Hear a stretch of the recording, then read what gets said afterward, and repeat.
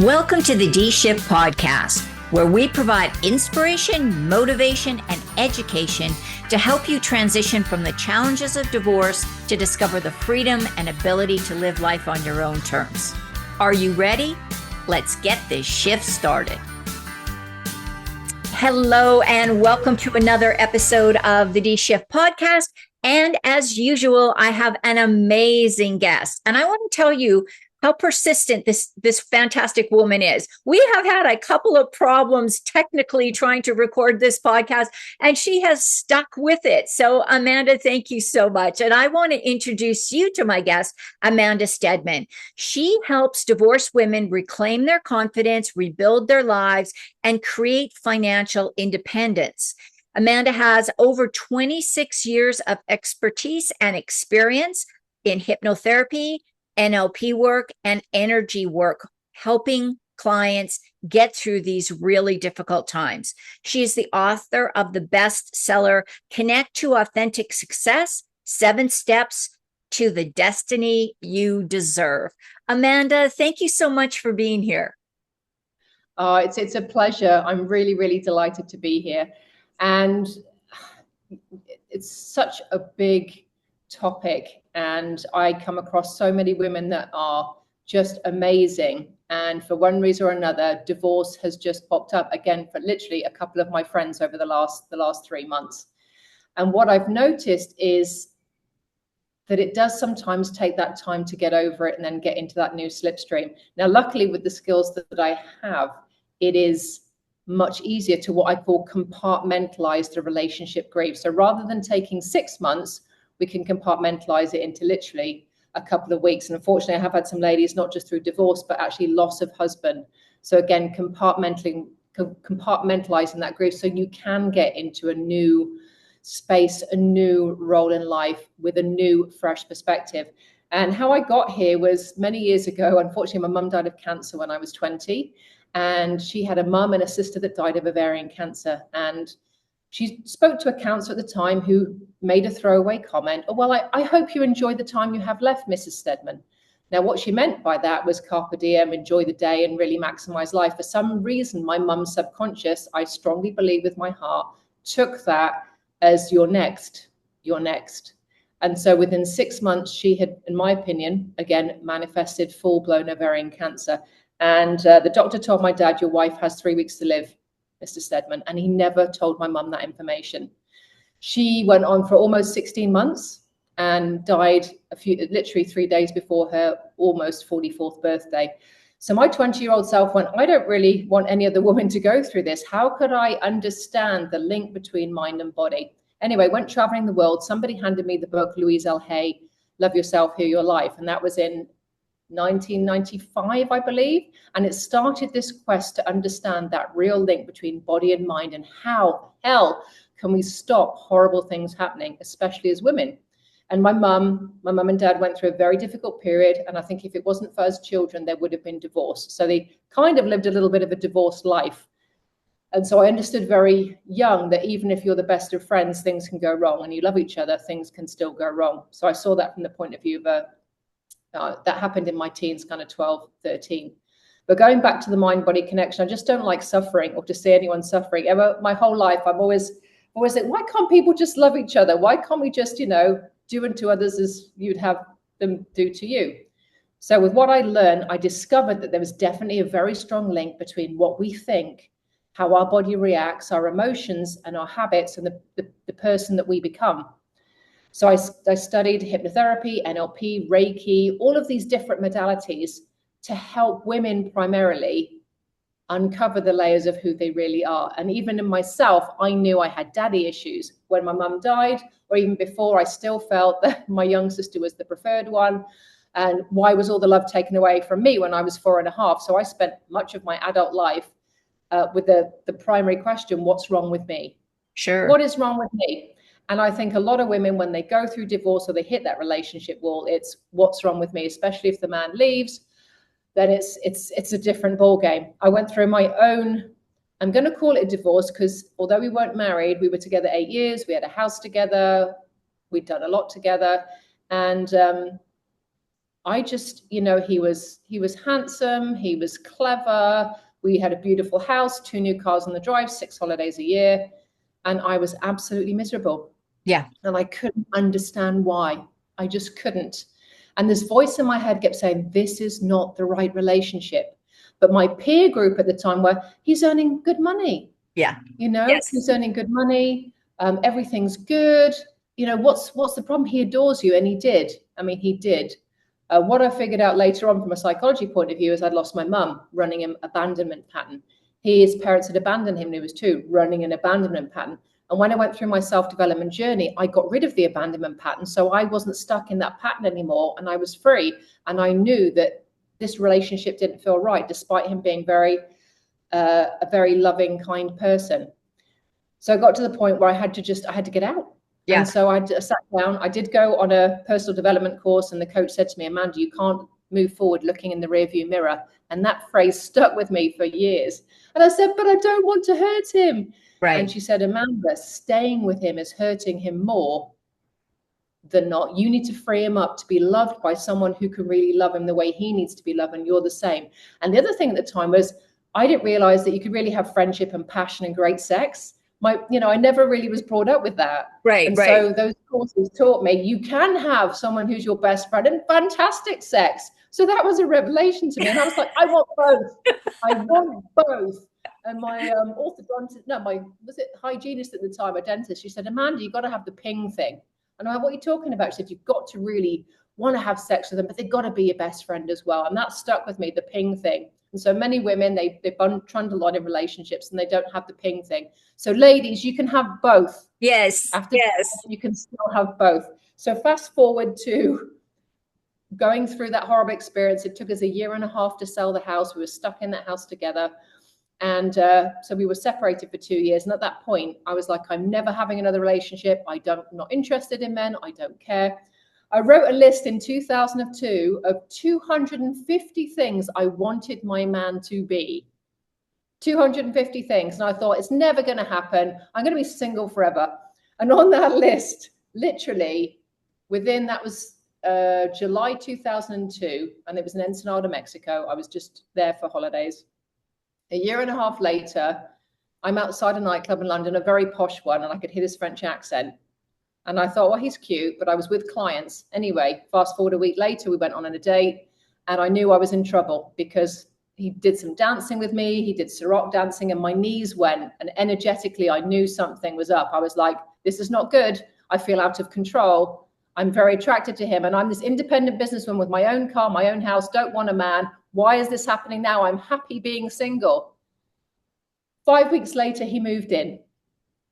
There you go. 22 later, we were still together, but he was divorced, and technically I was divorced. We'd had like a 2-year gap. We were divorced, and neither of us wanted a relationship. Neither of us wanted children, and he had a child from the previous marriage, and so there we go. So what I've tried to do over this time period is to rekindle that desire in divorced women, that you can have the relationship if you want to, but you don't have to.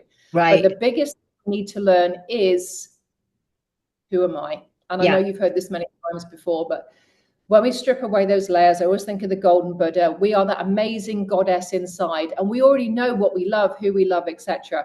And in that list of 250 things, I said it in the present tense. He is funny. He cooks. He is great in bed. He loves Star Wars. He loves camping.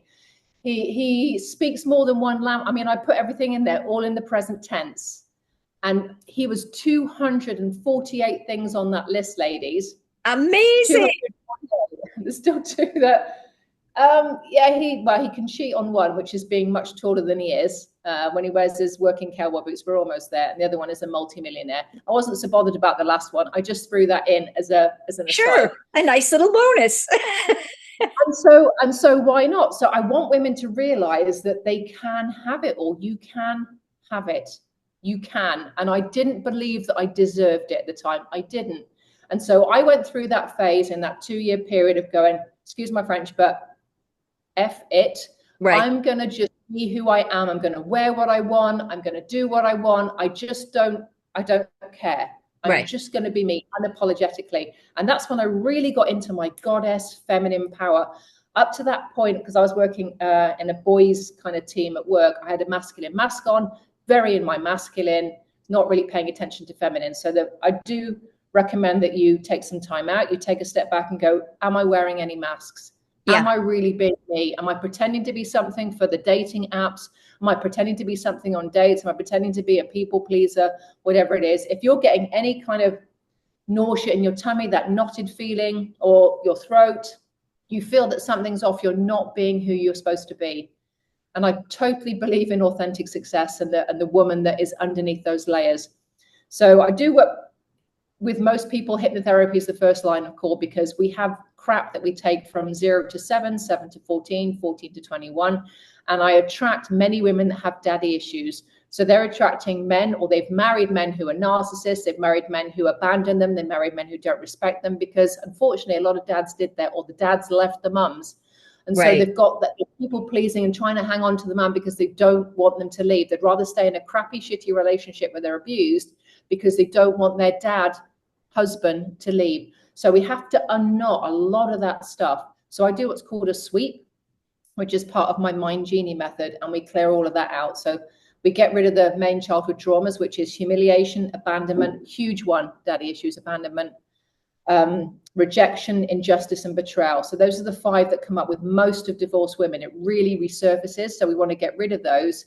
And then the emotions, we want to get rid of fear of never finding someone again, fear of people discovering who we really are, anger at the partner who's done whatever they've done to us, sadness, guilt, and shame. And sometimes there's some shame when the partner does leave you. There's some shame in that, which there shouldn't be, because at the end of the day, you were gonna say something. Yeah, Marty. I was going to say, so I have a similar, interestingly enough, my mom also passed away of cancer when I was I think I was 18 or 19. The exact year is slipping my mind right now. And then my dad passed away very shortly after her. And again, just a different kind of cancer, but it was really, it was within a year and a half. But one of the things that really struck me is my first marriage also, it wasn't a bad relationship. I mean, on the surface, it looked pretty darn good. Both of us worked, both were professionals. We had a lot of things that we were in common, and we were very good friends when we first got married, and we should have just left it at that. Really, we should have just left it at that. But when you were talking about that shame and guilt, I think sometimes, in the United States and Canada, 70% of divorces are filed by women. And that tends to increase for that number actually goes up if you're college or university educated woman. I think it's up closer to the 85 to 90% range.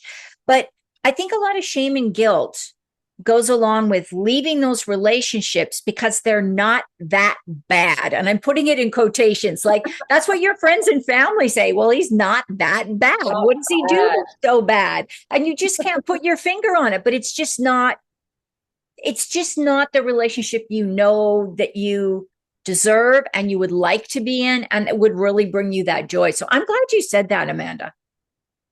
Yeah, and I think those 10, we've got the childhood stuff, and we have those key emotions, and it's the unworthiness. And even for me, I've had my own battles with unworthiness, because generationally, from an energetic point of view, my dad has a lot of it. I always thought it was from my mum's side, but it's actually from my dad's side. That unworthiness carries through. And so I spent a lot of time reversing that program, which is what's right with me. What's good with me, and not judging myself from an external point of view, not being pretty enough, not being clever enough. And then I really got into the energetics of magnetizing the right person, because when you're at that frequency, and I think the world is going to be a lot more open to frequency style discussions. It's being proven now in quantum physics that when we are vibrational beings, we are beacons of light and magnets. And when we are at that point, when I met my husband, I was like, I am just a goddess. And I was dancing and doing my thing. So I was just out there. My energy was high, and it magnetized a guy of a similar standing, that was very confident in himself, a little bit macho. He's French. He's from Paris. They're very handsome and charming. And so I attracted all of that. And I was really pleased with myself, because I was like, yes, I'm a goddess. But I was really in my power. So my goal is to get women back into that. I accept myself for exactly who I am right now. And I'm so blessed because he's always accepted me exactly the way I am. I've changed him and been working for 22 years training, but he's been really good and accepted me for exactly how I was. But after that relationship split up, I felt a lot of guilt because I was the one that ended it. And Right. he made me feel that as well. I felt a lot of guilt, but not so much shame, just guilt that I had not succeeded in making that work, even with all my tools. You know, my dad was like, "You're a coach, you know, should have made it work." And I was like, "Yeah, but my soul, something, my intuition was saying, this is not right. And don't worry, you will find somebody else. You will be okay." And I remember really feeling into that energy and still crying when I was packing up the house on the last day. But it was worth it. It did take a couple of years to find that new person. But when the ladies come to me, it's they've got to just start with that square one. We've got to get back to what's the pattern. And for those of you that remember CDs, even when I met my partner, he was actually running a CD that women aren't very nice. He had not so many nice stepmoms. And so as a psychology trained person, I wanted to stop the pattern that he was running, that I'm not lovable. So I had to hypnotize him. And I said, "Look, if you want this relationship to work, you're going to have to agree for me to hypnotize you." And he said, "Oh, okay, then." So I hypnotized him that he is lovable and that women are kind and women are loving. And so our relationship was really good from that point. But it was rocky to start with because he didn't value himself enough. Underneath the bravado, that pattern was running. And a lot of women have it too. I'm just not good enough. I'm not enough.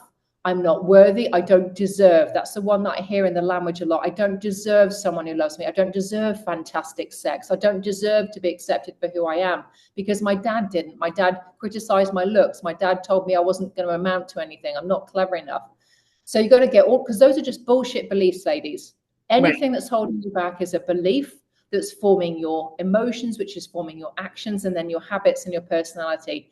So we have to basically break the habit of being ourselves. That's what we have to do. And we can deconstruct it with literally changing the thought patterns with some relaxing hypnotherapy. And even if you're scared of hypnotherapy, neurolinguistic programming is just a way you change the words and the beliefs with images and pictures, and you can change that past in literally minutes. So we get rid of the little girl that needs all that reassurance, that approval. You need no approval. I'm giving you permission now, waving magic wand, ladies. Permission to just be you, have great sex, an amazing partner that loves you exactly the way you are right now, and that you deserve joy, happiness, and that fulfilling, mutually loving relationship. He's out there, I'm telling you, but you need to be at that vibrational match for them and be in the goddess, your absolute power, to be able to draw them in. And you don't have to go searching. They tend to find you when you let go of all attachment. You make your list, which is what I did. Right. And then you just quietly expect that at some point, George Clooney is going to turn up. Your George. if you're the George Clooney type, you don't have to settle for him. If you want to upgrade to something else, you're fine. And I'm a John Cusack kind of girl. I really love this because it's such a positive thing. And this is one of the reasons why I think, although it's coming at it from a different point of view, a lot of the research on attachment disorders and attachment theory and all of this really says that at least after a divorce or a breakup, a difficult relationship ending, let's put it that way, you really need to give yourself about a year of a cooling off period where you really do this introspective stuff. So it's not a year of just sitting around and, oh, poor me, it's all his fault, I'm the perfect one, I'm the victim. Those are those limiting beliefs that keep feeding those lower vibrational levels, that sense of guilt and blame and shame. We need to really do some personal work, especially, and Amanda's not saying this, I'm saying this. So if you want to be mad at somebody, be mad at me, especially if this is not your first rodeo in the same pattern of a relationship breakup, whether it's a marriage or whether it's a long-term relationship, or whether even if it's a series of short-term relationships. You know, there's only one common denominator in all those relationships, and that's you. So it's important to work on that. So I wanted to throw that's my soapbox, Amanda. I'm off it now, but. No, I completely agree with you. And I have a couple of clients that, I've said to them, you are repeating the same pattern. And a couple of my clients keep attracting people with borderline personality disorder. And that's a really big one that's come up in the last couple of years. So I completely agree with you. Like I said with my husband, that CD is a pattern. It's something that's playing over and over again. And unless we break that and scratch it so it can't be played in the same way again, you tend to attract the same person because you're not valuing yourself. And I would say from the 25, almost 26 years I've been doing this, the biggest pattern I see in women is they don't believe they deserve it. Right. They don't believe they deserve to be treated nicely and kindly and be with a man that really values them and sees them for the amazing, infinite being and soul and goddess that they are. Right. So that's what I would say. And I do agree with you because I did have lots of, I have to be honest, young guys. When I made relationship ended, I was like, I want nothing serious. I want guys that are 10 years younger. I'm just going to max it. So I had a lot of fun because I didn't want to do anything serious. But I spent a lot of time doing what I wanted to do, traveling, hanging out with people, doing a million self-development courses and really developing and figuring out who was I, what made me tick, how could I change my own mind to make things better.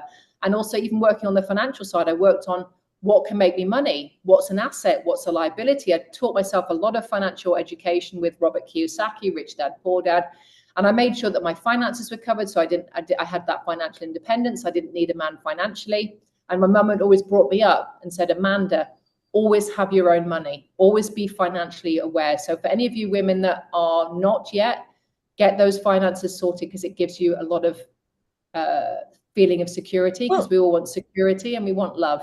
Yes. And knowledge is power. And, I speak with a lot of financial people on this program simply because if you're unsteady or unsure about your money, that's going to keep you in a lot of trapped positions. It may keep you in unhealthy relationships or unsatisfactory relationships, but it can even keep you locked into the worst job you've ever had in your life because you don't know if you can afford to quit to go to something else. So yeah, money is so important. Amanda, we have covered a ton of different perspectives and information and ideas. And I know that you have a gift to give people. So before I ask you for your final thought, can you tell us a little bit about your gift, which is about awakening the goddess? I'm so excited to hear about this. Yeah, I run regular workshops online and locally called Awaken the Goddess Within, which again goes through getting rid of the stuff that you don't need and really moving into what you want and who you want to be. And so I have done a little meditation called Awaken the Goddess Within. And so if you want to get your hands on that, it's free. You can just download it and listen at your leisure. Then I will give the link to Mardi so you can download it directly from her. And again, if you want to reach out, then my contact details, I'm guessing, will be underneath this process as well. But if not, then amandasteadman.com, AmandaSteadman.com. You can connect with me there. Absolutely. And I'm going to make sure everything gets in the show notes. So before we get off the call, I do want you to kind of give us a big picture view of what we've talked about. What of all of these things do you think is the kind of the takeaway you want any woman listening to this to keep at the top of their mind? I think the most important thing is that they have the power in their hands. So for me, it's you're one thought away from stepping into the goddess that you truly are. Oh my gosh, one thought away. Even that is so powerful just to have that thought, but I'm just this far away. I think that's so exciting. Amanda, thank you for sharing all of this with us. This is definitely one that you might want to listen to this a couple of times because there's a lot of information packed into 23 minutes. You covered an amazing amount of stuff and some great tips and strategies. So Amanda, thank you so much for being here and sharing your wisdom. And I want to thank everybody for listening to this episode of The D Shift. And don't forget to tune in again next Tuesday. Thanks for listening and supporting the D Shift podcast. If you would like to attend live trainings by our amazing guests and have a chance to ask questions and get answers from our experts, join the D Shift crew. For more details and to sign up, head on over to www.divorcecoachforwomen and click on the podcast page.